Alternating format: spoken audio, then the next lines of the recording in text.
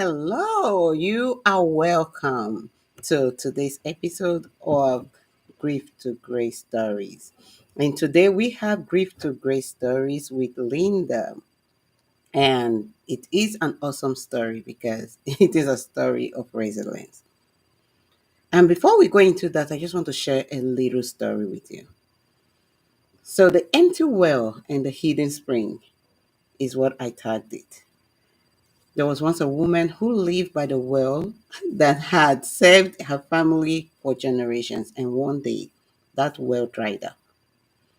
And she panicked, not knowing how she'll be able to survive. You know, that kind of thing. You keep asking, how do I survive? How do I move from this stage to another stage of my life?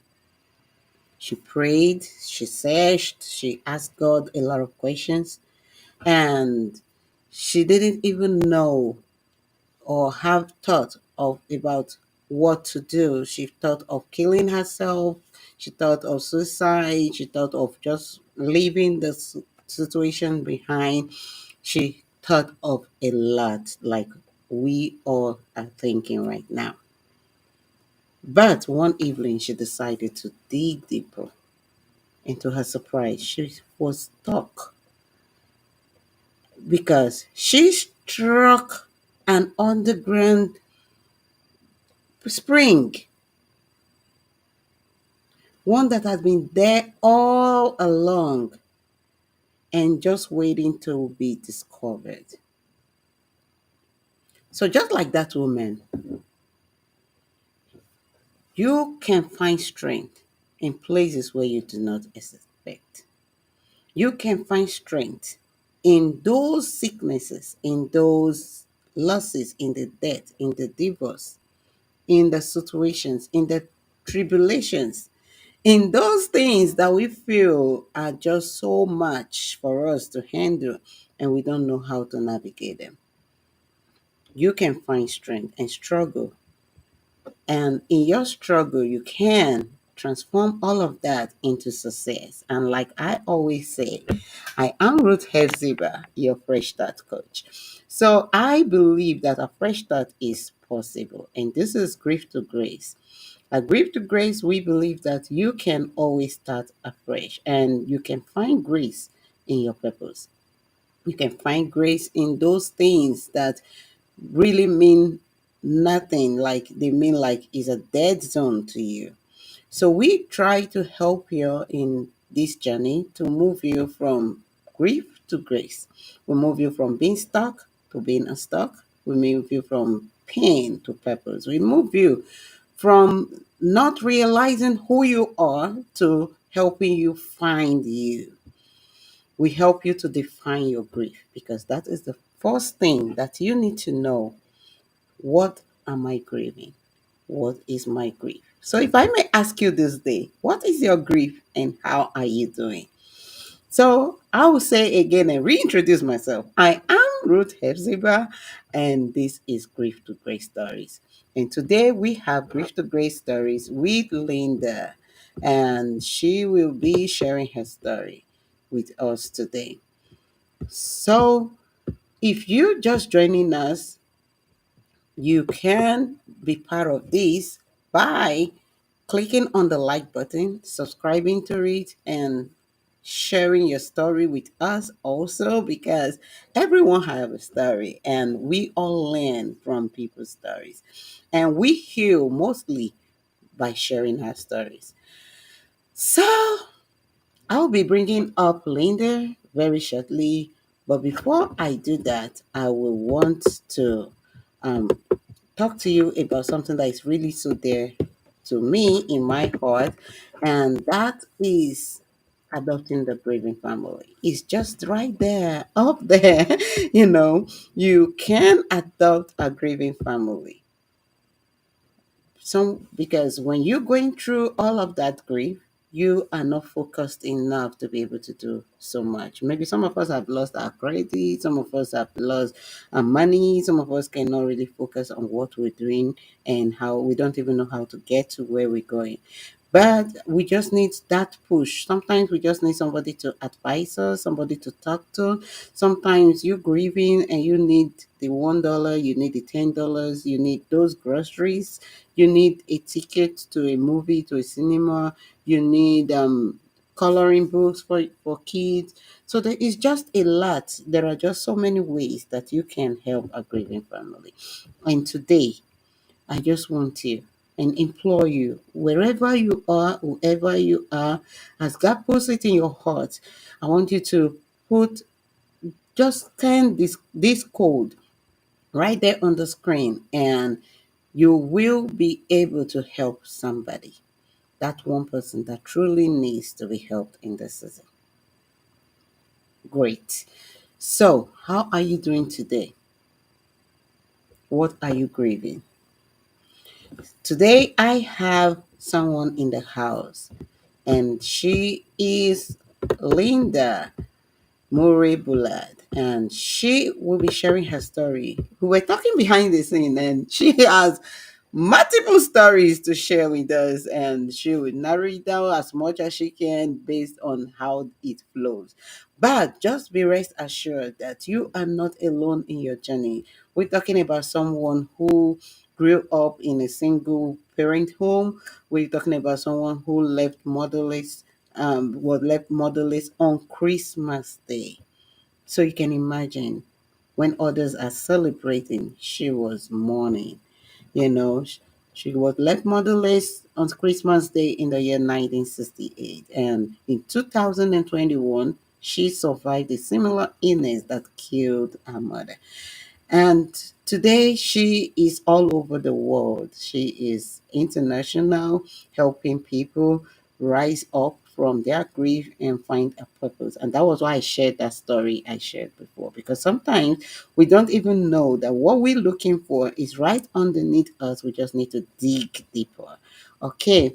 So now she's been able to do all of that. She's been able to write her autograph, The Well Run Dry. She's been able to write the memoirs of a motherless child. And this book has been accepted by the US Library of Congress in the year 2013, and today she is internationally known as the business blog. So she's a powerful entrepreneur. She's a resource person to all of the entrepreneurs all around the world. She has just so much. She talked about how she lost a number of persons in COVID, like brothers and cousins, just a lot. And today, I'm so overwhelmed. I'm so happy as I'll be bringing her up. And the next person you'll be seeing right now with me in this platform is, and the voice you'll be hearing will be the voice of Linda, as she'll be sharing her story.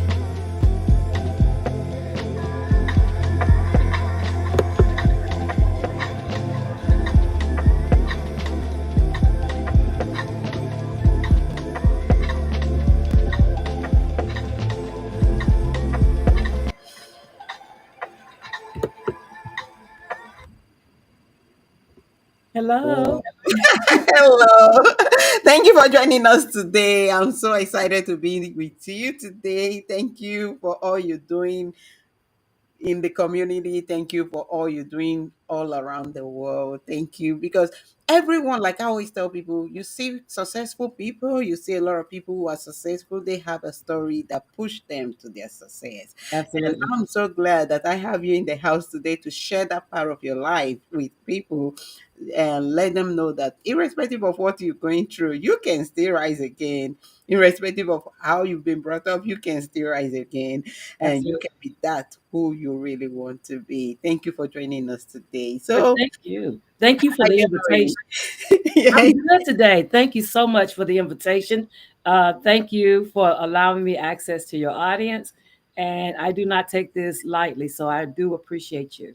thank you. Thank you so much. So today y'all be listening to Linda, and she'll be sharing her story of resilience, of grace, and all that she's been through, of survival, She'll be sharing all of these stories with us. And like we do here, the next voice you'll be hearing definitely is going to be the voice of Linda. She'll be telling us all about herself and how she's been able to rise up from grief to grace.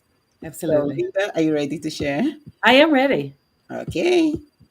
So imagine this. It's Christmas Day. You're 9 years old, and your dad comes through the door and he says, Mama's not coming back. In your 9-year old mind, you have that to frame up like, okay, she went to the store. But in this instance, she went to the hospital. And when he said she's not coming back, he means she's not coming back ever. Your 9-year old mind cannot frame what that means to you or the impact thereof. But that was my life. Christmas Day, 1968, my dad said, Mama's not coming back. Her being our primary caregiver, I didn't understand fully how much that would impact me the rest of my life. But at the age of 13, I became pregnant. At the age of 14, I had my son. Today, my son is a battalion chief in the fire department and oversees a lot of what's going on during the city when he's on duty. My granddaughter, his first daughter, is a graduate of Emory University. Very proud of them both. My great grandson is bilingual. I'm very proud of my family. But I want to take you back to 2019. In 2019, my nephew said, your brother's passed. My brother and his wife passed. We think that she may have had some type of episode related to her diabetes and that he found her unalive and he had a massive heart attack. 6 months, 90 days later, the brother that I had been taking care of for 29 years didn't come down for breakfast. Then my G mom, my godmother, she passed. And this is all during the same year. And then March the next year, on March 20th of the next year, which was 2020, my ex-husband, who was one of my best friends, passed. In a solid year, a 366 days, I lost 5 people. And I thought, man, it felt like losing my mind because I couldn't put together what was going on. I felt awkward. And so I went and sought therapy. See, I'm a believer. I believe in Jesus and I believe in therapy.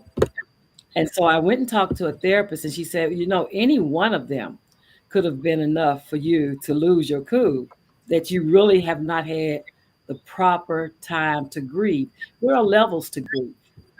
And if you don't go through the levels, you get stuck in them. And that's what I was doing. I was stuck in my grief for my brother and his wife, who were the first ones to pass. And it just kept compounding and compounding.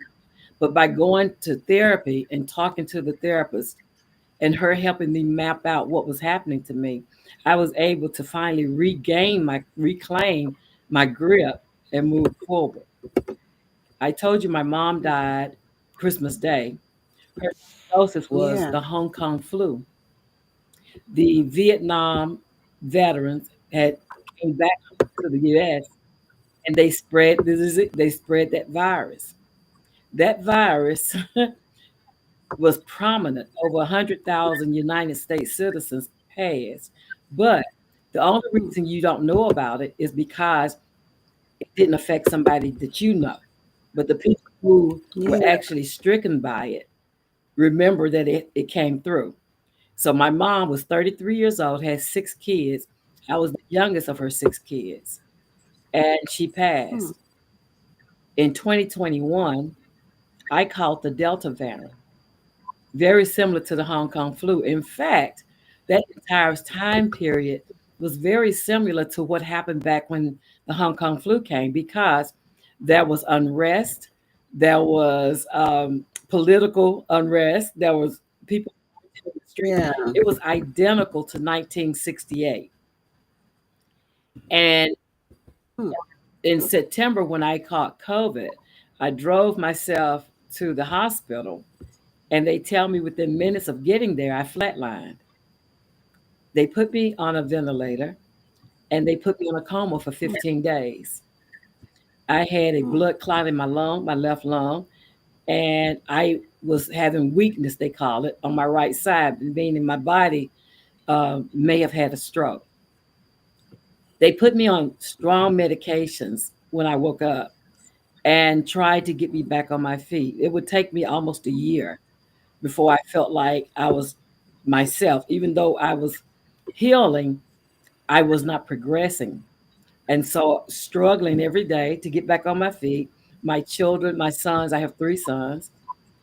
The two that live in the city were very attentive, making sure that I had my medications, making sure I did walking, making sure all the things. I asked the Lord, why did I have to go through that? And what he told me Mm-hmm. was that I was going to meet people all over the world who he's given dreams and visions to. And my job as a business strategist of over 40 years helping people succeed was to help those people to get those dreams and visions on their feet.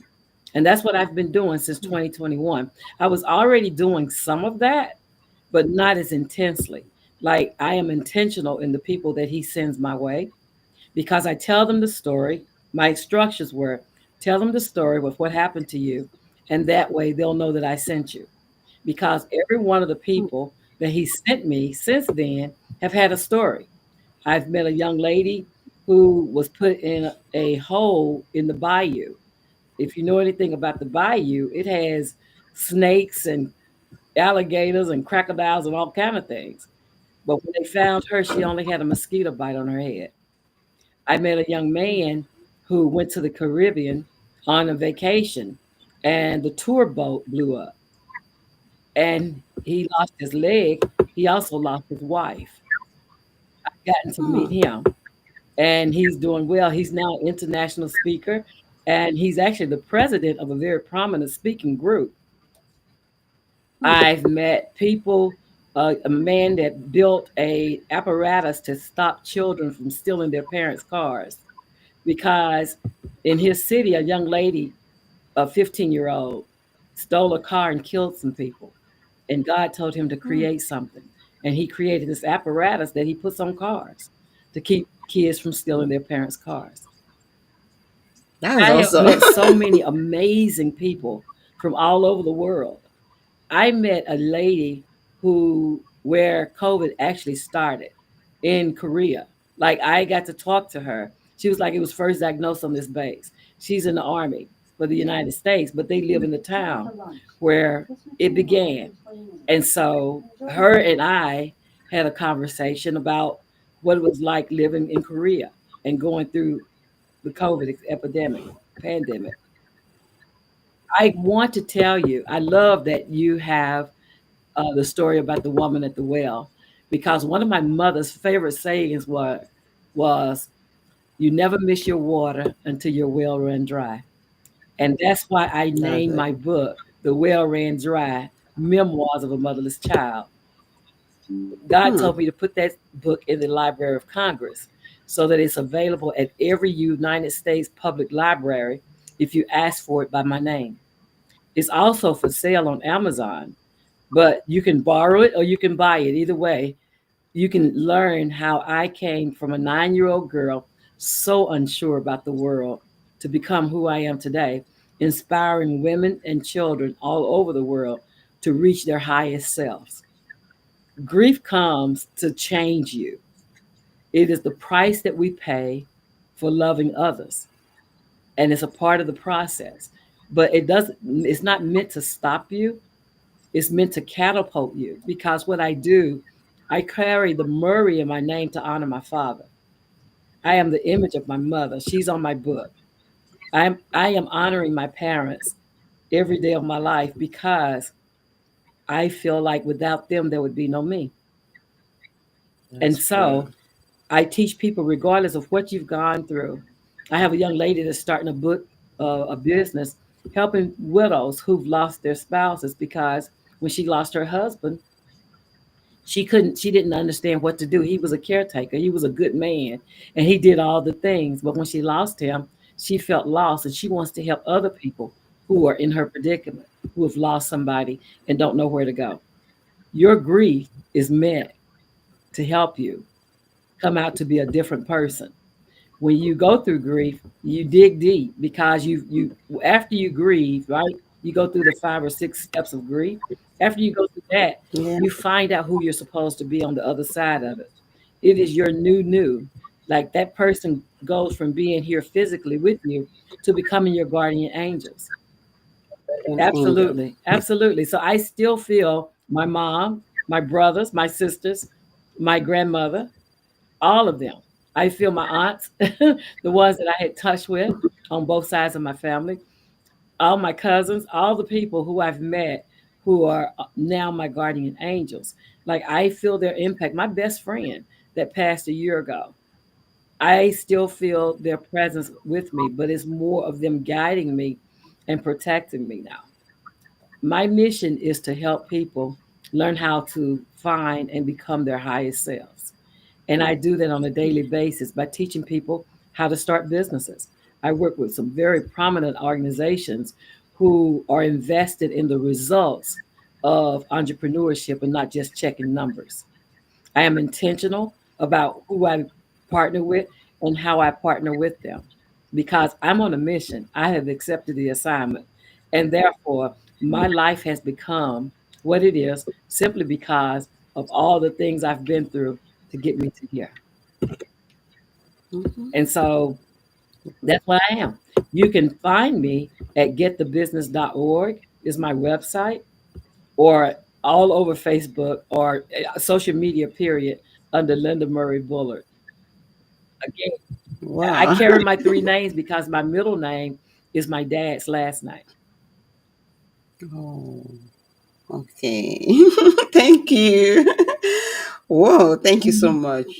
Like I said, it's so inspiring, to have you here and also to know that you've been through a lot, and a lot of people out there are aspiring to see, I'm stuck. I don't think I can move on. I can remember the long when my late husband Mhm. passed then, and I'm like, I'm stuck. I lost me, you know. I lost confidence in who I Mm. was. I will use who I was because that's not who I am Exactly. right now Exactly. Yeah. anymore. Yeah. You know, so I lost confidence. I forgot the fact that I am Ruth before I met Hmm. Emmanuel. I am Ruth before I Yeah. met anybody. God created me in His own unique image, and in His likeness, and I am who God says I Absolutely. am.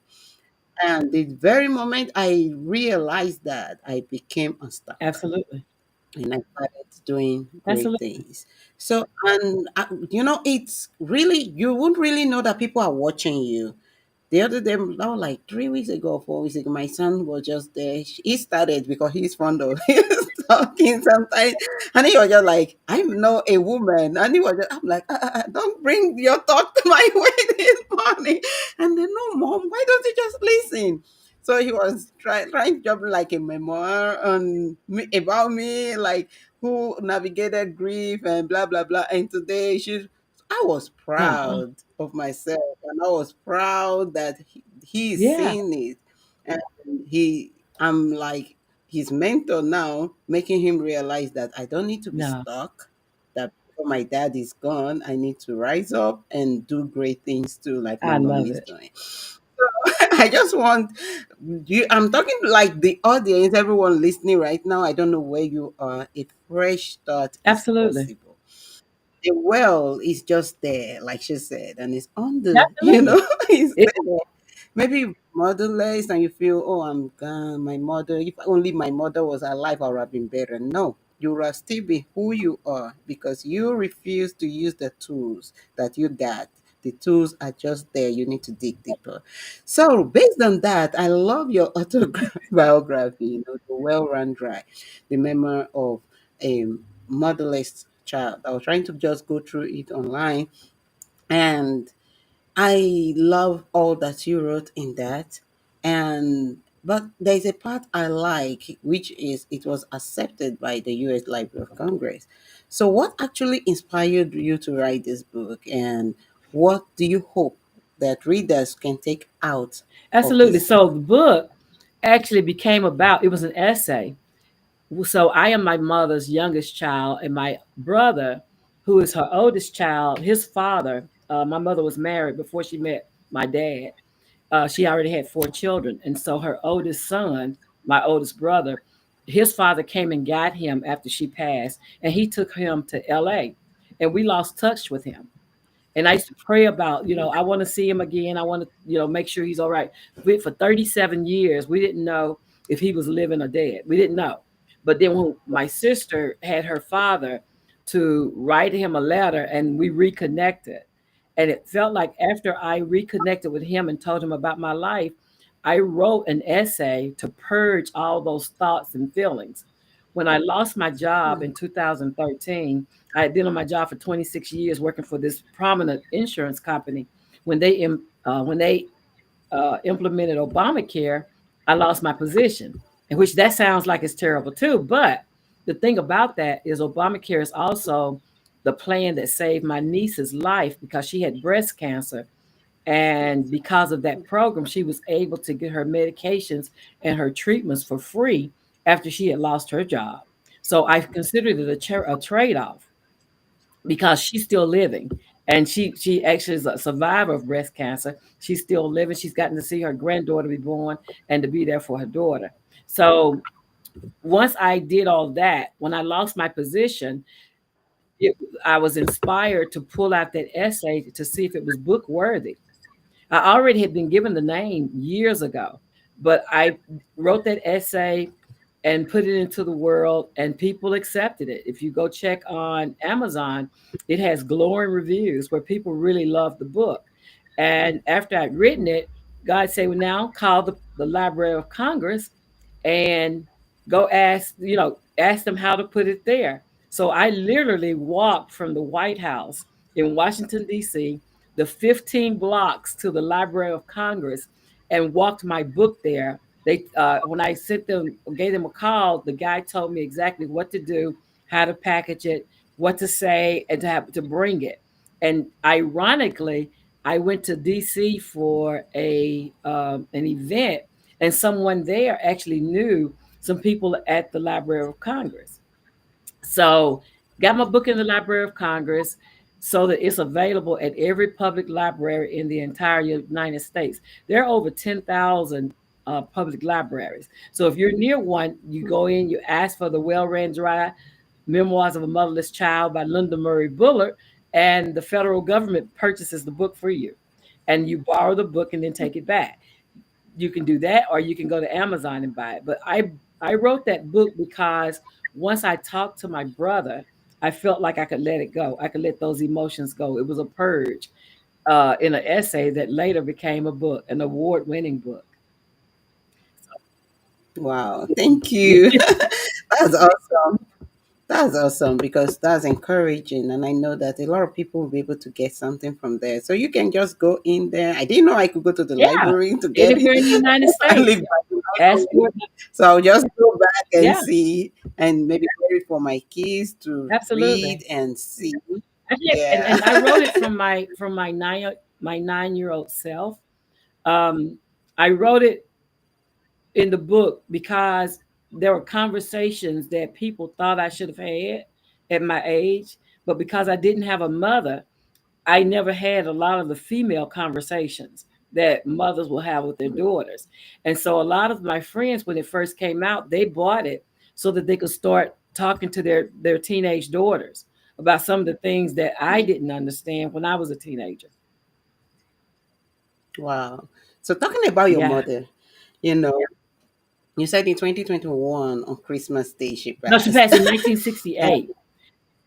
oh, Yeah. 1968, Yeah, that's sorry. okay. In 1968 she In passed on 2021 is Christmas when I Day. passed. So in 2021, you now had a similar Yeah, sickness that also took your mother's absolutely. life, Very similar. and you survived it. So how did you survive it?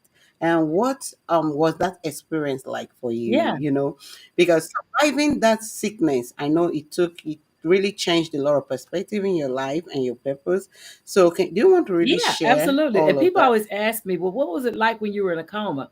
So in my state, my vegetative state, my mind traveled. Like I didn't know how sick I was. When I drove myself to the hospital after my doctor told me to check myself in, I didn't go to die. I didn't think I was sick enough to die, but they say that flatline. They put me in that coma. I didn't know where I was for those 15 days. Like my mind was traveling through, and I wrote a book. I've written a book about those it's science fiction experiences that I was having, out of body experiences that I was having in different parts of the world. Like I was in Europe, I was in New Orleans, where my dad comes from. I was in on a ship with some Chinese ladies. I lived in China. Like all these different things, these different dreams were being recycled over and over. It was like 8 dreams, and I didn't know at the time, but it was 8 dreams that I was going through, and they were just playing in different cycles. I was at a farm somewhere in the Midwest with this couple that was sitting in these chairs, and I was coming through the floor. Like it was all science fiction dreams. But when I woke up and thought about it again, going through therapy, I learned that those dreams all had a character aspect about me. So even though the Hmm. dreams seemed like they were scattered and all over the place, and I remember I was on some street in Europe, and I wonder if anybody's looking for me, or if anybody knows that I'm gone, because it seems like it was taking longer. Like it was like I was there too long in my dreams, and I was just having an out of body experience. But ironically, there was a sign that was in my hospital room that had fled, it gotten in my dreams, and it was of the hospital that I was in, and it had the hospital's emblem, the logo. And when I saw that, I said, okay, if that's there, then I can't be far from home, even though at the time I was stuck in a stairwell at this prison somewhere in New Orleans. Like Oh my it gosh. was when I tell you it was like short, like you think YouTube short videos. It was like those type of Yeah. videos, but they were in sequence and they kept replaying, not the same part, it'd be a different part of the story. So it was like living in soap operas and actually having a role in them. I went to a fashion fair where they had a fashion show. I attended this perfume release. Like it was the different businesses all over the world. And so I was I was really having an out of body experience somewhere in the world all through those 15 days. Yeah. Wow. That's awesome. So, how did it reshape your purpose right now with what you're doing? Intentionality. I know that, and you asked me what was it like going through that.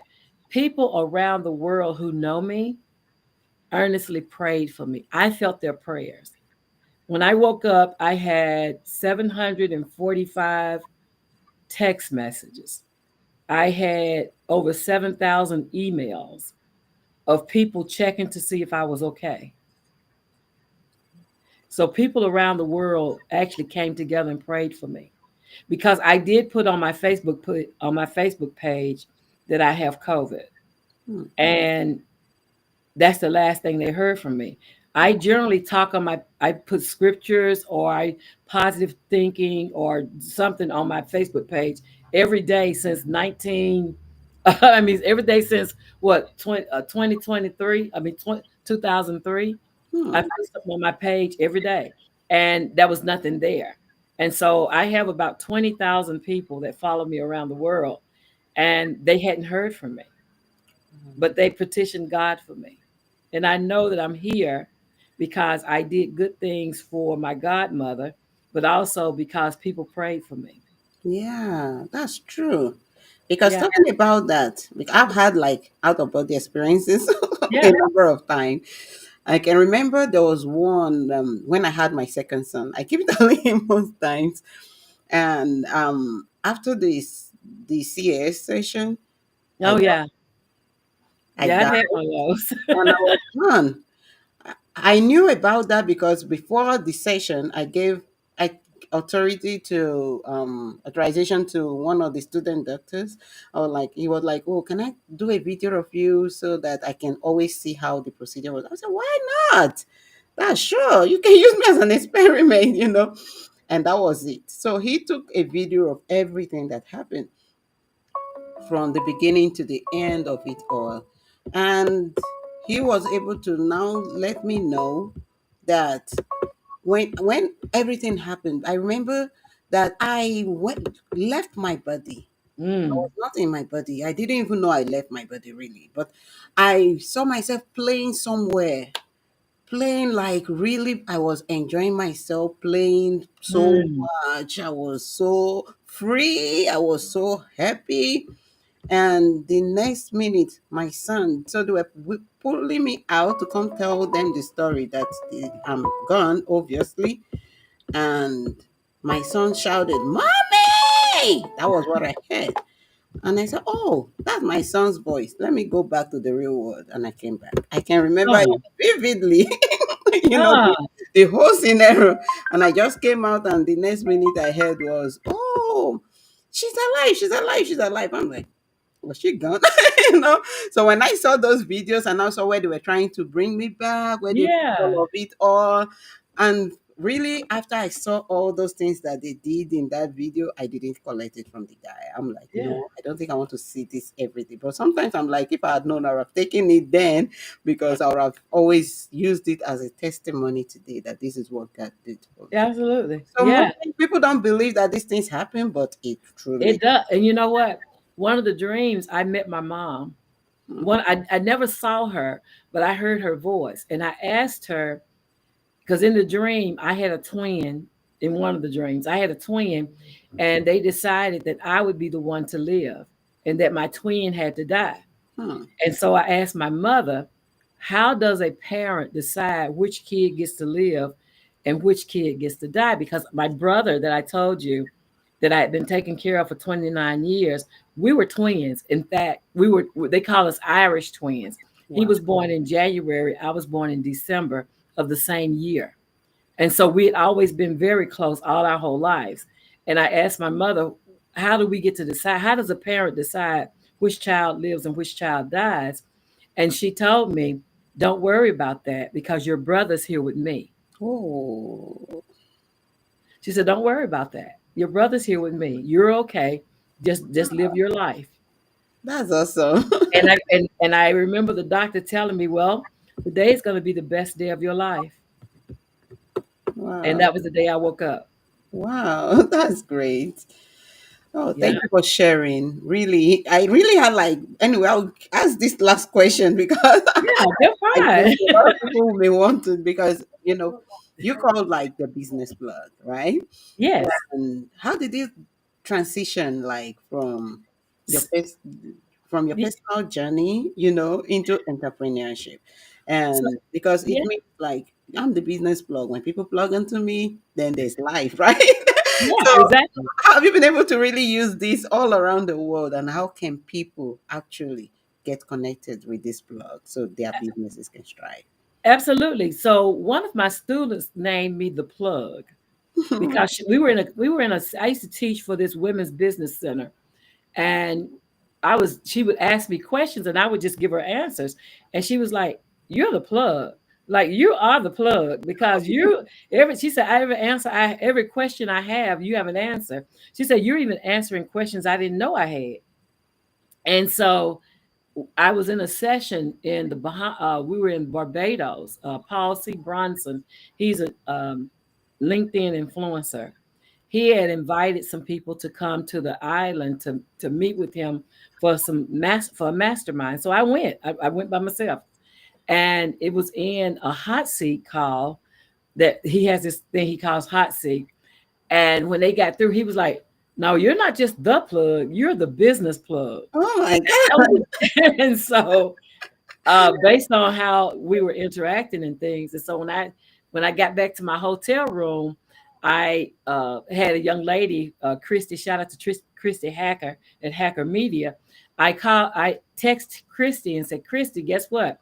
I'm the business plug. Yeah, Can because you that's create me a it's really logo? like striking. Yeah.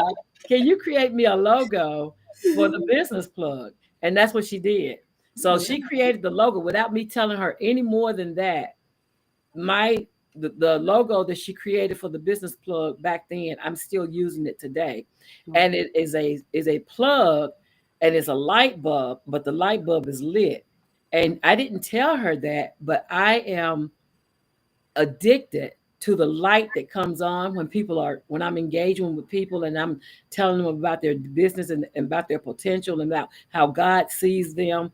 And I can always tell them something that I'm not supposed to know. And it's because he downloads and say this, say this, say this. And it always resonates.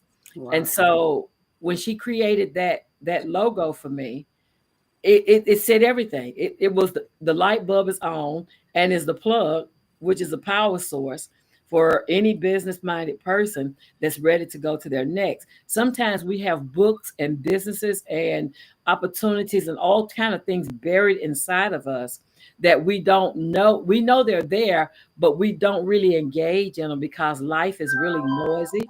We're helping everybody else. We're supporting all these different people, our spouses, our significant others, our children, our families. We're doing all the support, our neighborhood, the community, all these people, because as women, we were born as nurturers.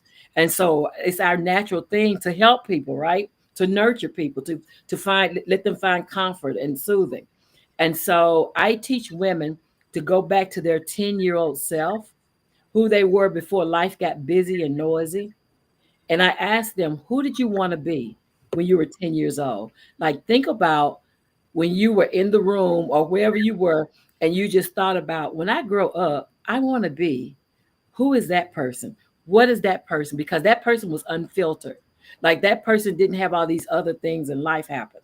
And so, even the statistics say that the research says that most of us are living are living with some principles and things that happen to us between the ages of 6 and 10. Hmm. And so, because life is so noisy, we get away from that because we're busy playing savior to all these people, right? But there is a savior for them, and it's not us. There are somebody who can save their souls. We need to refer that to them and get busy on doing the things that we were created to become. Wow. And so I love the word becoming because it's not a destination, it's a journey. Who are you becoming? Well, you be What will this grief episode produce in you? How will you honor this person that you have lost hmm. in whatever aspect? How would they become the catalyst for what God is doing in your life to take you higher? Wow. Because we can't mourn them forever, but we can honor them for always so that the world gets to know that they were here. Hmm. Knowing that your family, your friends, your loved ones, knowing that they've been this way, help us to remember by honoring them and coming through your grief. Wow. Thank you so much. Thanks for coming today. Wow. Thank you so much, everyone, for joining us. Before we go, I would just want us to talk about those things that we always talk about when we're here, right? Yeah. So the three things that I truly got away from this. I got away from this. I got a lot from it, but there are just these three things that I did get away. And those three things are usually things that I know a lot of people need to know. So one of them is that I talked about it in the previous broadcast. Your grief does not define you. It doesn't. Your grief does not define you in whatever way. May I So, respond to Tina? yeah. So Tina says, what if at the time you already were going through a lot in life? She was removed from her home at 5, and so all she remembers is chaos. Hmm. That chaos that she's remembering, she's made it through it. Hmm. Like everything that you are, every one of us are 100% survivors of our past, Hmm. regardless of what happened. So now, because you survived it, you become a guide Hmm. because somebody's stuck in that same situation. Your job is to tell them, how did you make it out? Yeah. Like, what lessons have you learned from those situations? They did not happen to you, they happened for you. Hmm. And so, by reframing how you think about those things and think about what you've learned, those incidents made you stronger. Hmm. And without them, you wouldn't be who you are today. So, how can you help other people get through those type situations?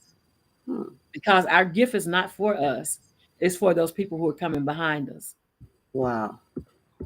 That's awesome. You're right. Because the next one I was actually talking about, going to talk about, is that your story truly has power. You Oh, wrote yeah, the well that ran dry, and having it recognized in the Library of Congress. All this shows that sharing your own story can be inspiring, and it absolutely. can also impact others. Whether it is good or is bad, it has value. So we must learn to choose the right one and use it positively to have the right purpose, and turn all of our pains into purpose, and make sure we're resilient enough to be able to stand in Mm, the face of all this so we can be triumphant. And absolutely. yeah, so the third one, because all through I was just listening to you, you believe so much in God, and you Absolutely. you believe in faith, you believe in what God can do. So for your listening, faith and determination can open as many doors as you want it to open. So if you have faith and you have determination, then all the doors that have been closed will definitely open. And when you connect like with a business blog, so you will be able to now, because anyone can be your business plug, anyone can be that plug Mm, that you need. But right now, what we you need mainly is your faith and your determination, which will lead you to that right person or those right ideas that you need in this journey. mm, So for your listening and rising now to becoming like the business blog and helping other entrepreneurs, worldwide. And you also absolutely. talked about how those prayers that they prayed also raised you up. So you can imagine those prayers that they pray can also help your business to rise, right? Absolutely. So it doesn't really like just happen overnight. It happens behind closed doors of faith. It happens behind closed doors of determination. People ask me, "You work so hard." When I call you, say I'm working, I'm doing my proposal, I'm doing this, I'm doing that. I say yes, because this is the time for me to work. Hmm. you know so you need to sit back and know that all those things, the successes you see every day, doesn't just come behind closed doors.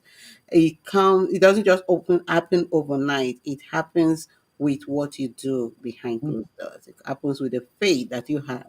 It happens with the determination that you have to say, I'm definitely going to pull through irrespective of what I'm being through.